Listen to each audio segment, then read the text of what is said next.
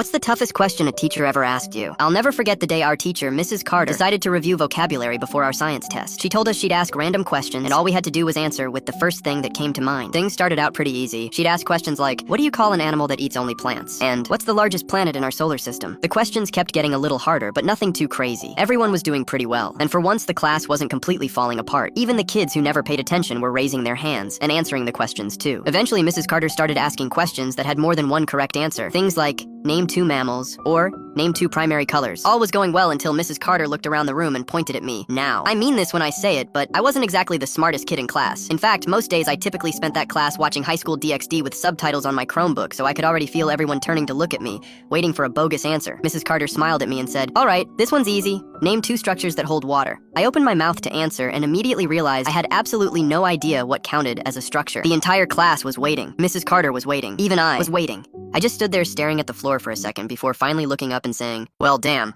Correct.